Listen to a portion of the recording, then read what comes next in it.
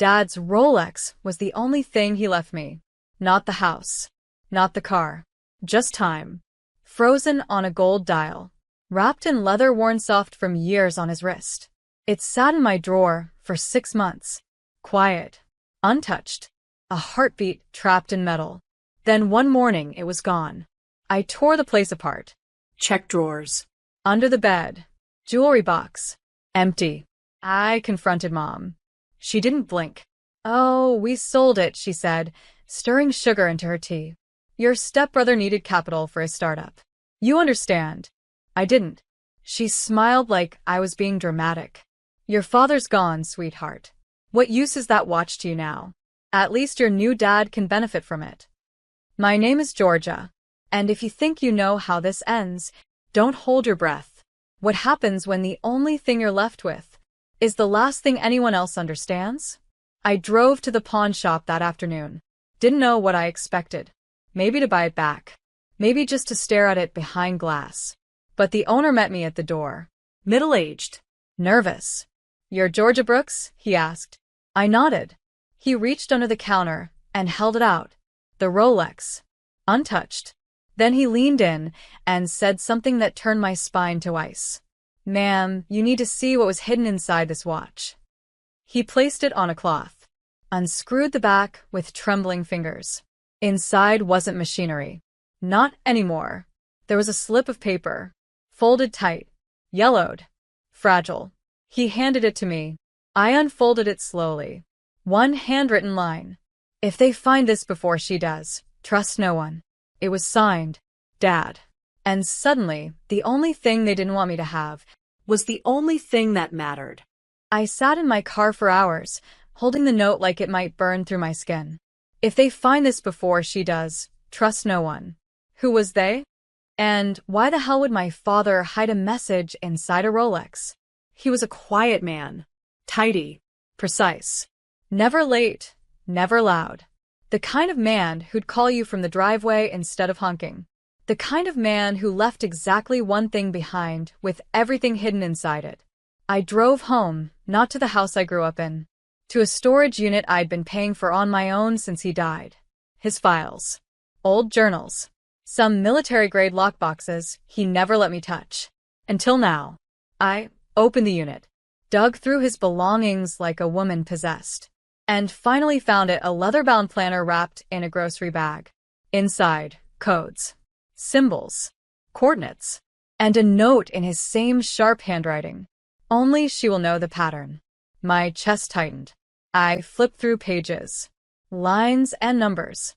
Names I didn't recognize. But on the last page, written in blue pen, like an afterthought, was my name. "Georgia, the day will come. You'll be alone. But you'll be ready." That was the moment I knew. My father hadn't just left me a watch. He'd left me a warning. And maybe a weapon. The next morning I got a call. Unknown number. I didn't answer. Then came the voicemail. A man's voice. "You have something that doesn't belong to you. Return it, or you'll lose more than time." I froze. I hadn't told anyone. Not the pawn shop owner. Not even my best friend. But someone knew. And someone was watching. I looked at the watch again. And for the first time since he died, I whispered into the silence. "Okay, Dad. Let's see what they were so afraid of." I drove to the edge of town, where the cell signal faded and the air felt older. The first set of coordinates from Dad's planner led here. An abandoned train depot tucked behind a row of forgotten trees. As a kid, I remember him parking near this place once. He said it was the only quiet spot left. Now I understood why. I parked, watch in my pocket, planner on the seat. Walked up to the rusted gate. It opened like it had been waiting for me. Inside the depot, I followed faded arrows painted along the concrete. Red, then blue, then green. They led me to a wall. Cracked. Burned. With a loose brick and a small safe buried behind it. Combination lock. I took out the Rolex. Held it to the light. There, etched on the back case. 180633. His birthday. Mine. The year of the first watch he ever gave me. The fake plastic one from the county fair. I dialed the code. Click. Inside. Another note. And a flash drive. The note read, "If they're still watching, don't go home. Not yet." I pocketed both, heart pounding, breath ragged. As I stepped back into the daylight, my phone vibrated. Blocked number. Again. I let it ring. Then checked my car's mirror. A dark SUV was parked 2 blocks behind me. Engine running. Windows tinted. Watching. I didn't go back to the car. I walked the opposite direction. Cut through alleyways. Boarded a bus headed out of town with nothing but the drive, the note, and the Rolex tucked under my sleeve. Dad wasn't paranoid. He was preparing me. For what? I didn't know yet. But whatever was inside that flash drive was worth hiding inside a watch. And worth chasing, maybe even killing, to retrieve. I booked a motel room an hour outside the city. Cash. No ID. The kind of place with buzzing lights and no questions. I waited until 2 a.m. Then I pulled out the flash drive. Plugged it into my old laptop, the one Dad gave me for college. The one with no cloud, no sync, no trace. The screen lit up. One folder. No title. Inside. Videos. Documents. Scans of contracts. Photos. I clicked the first video. Grainy footage. My stepfather. Younger. Sweaty. Sloppy. Sitting across from a man I didn't recognize, who slid a folder across the table. And then I heard it. Stepfather. As long as the money keeps moving, no one in the family asks questions. The daughter's irrelevant. Her dad's dying anyway. The date on the video?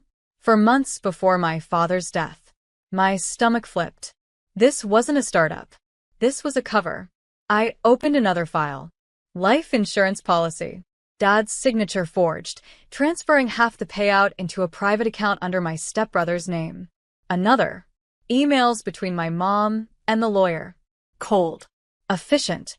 Mom wrote, "If she ever asks questions, say the funds were never filed." She's sentimental. That watch will keep her distracted. They didn't just steal from me. They erased him. Piece by piece. Until all that was left was a Rolex with secrets tucked behind glass. And now? They knew I had it all. At 3:12 a.m., I got another message. No number. Just text. "We warned you. Come home. Alone. Or the next thing we take won't be money." I stared at the screen. Then I stared at myself in the mirror. Not scared. Not anymore. Because I wasn't going home to make peace. I was going home to break everything. The sky was still dark when I arrived back in town. I didn't go home. I went to the one place they'd never think to look, Dad's workshop behind the church. Half the town thought it had been cleared out, but the key still worked. Inside. Dust, old tools, his faded army jacket hanging like a ghost on the wall. I slid the flash drive into a copy machine from the 90s. The kind with no internet but plenty of print. Printed every file.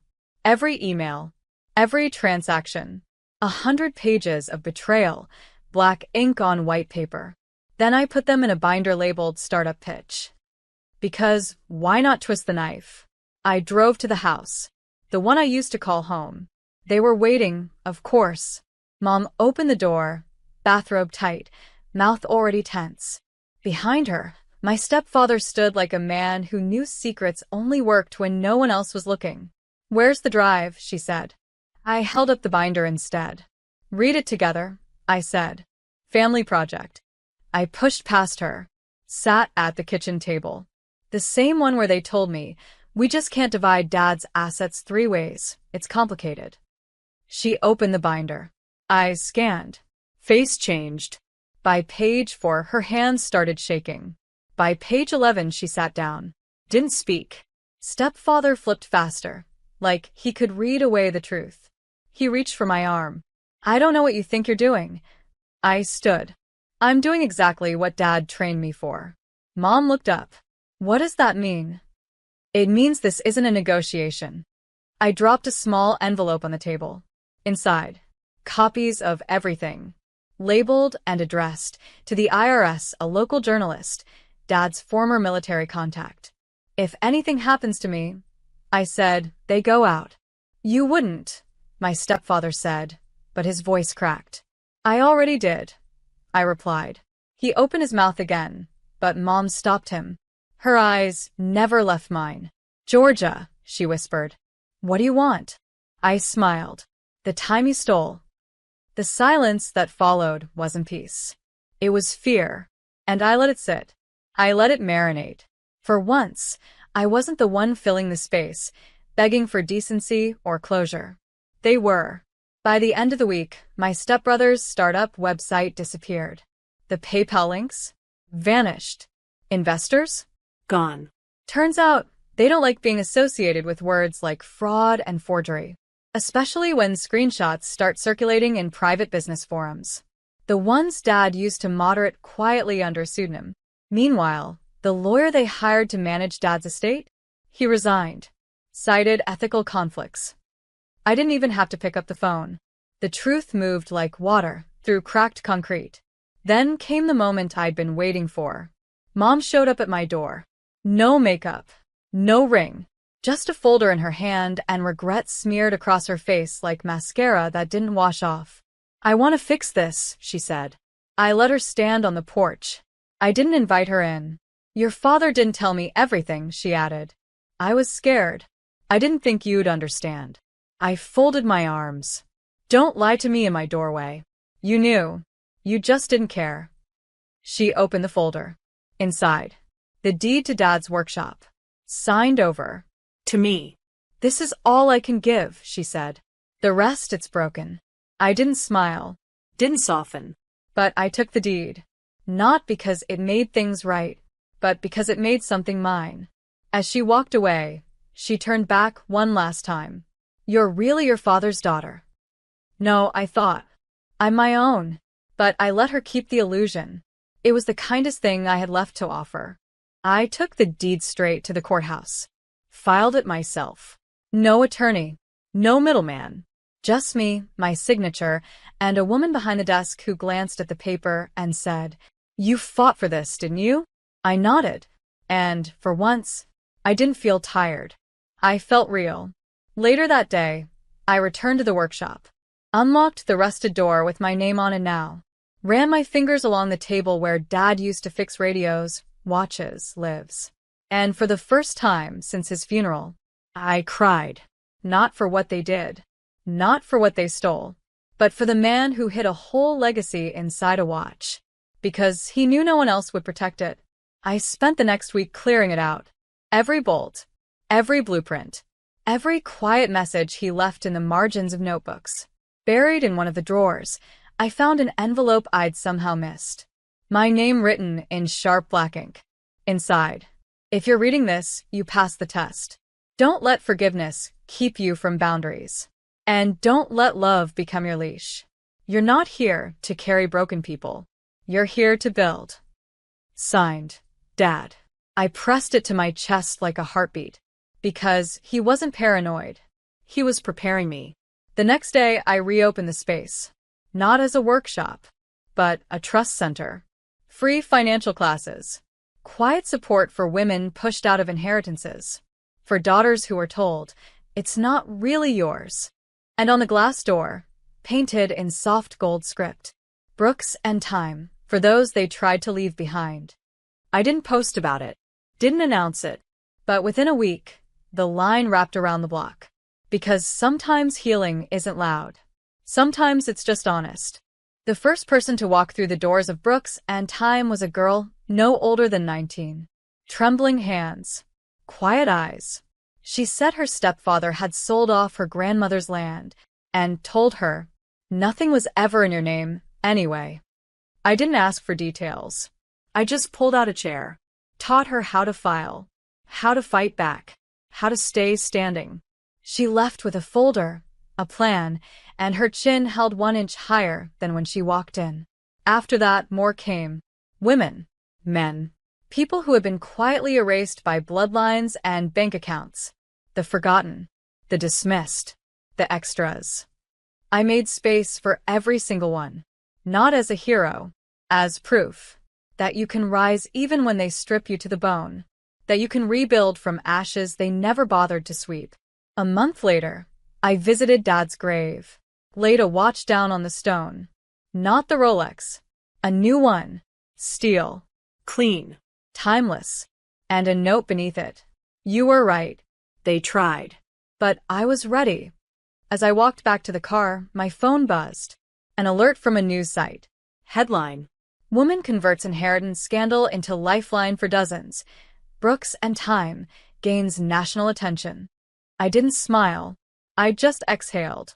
Because they stole from me. They mocked me. Sold my father's memory for a pitch deck. And now?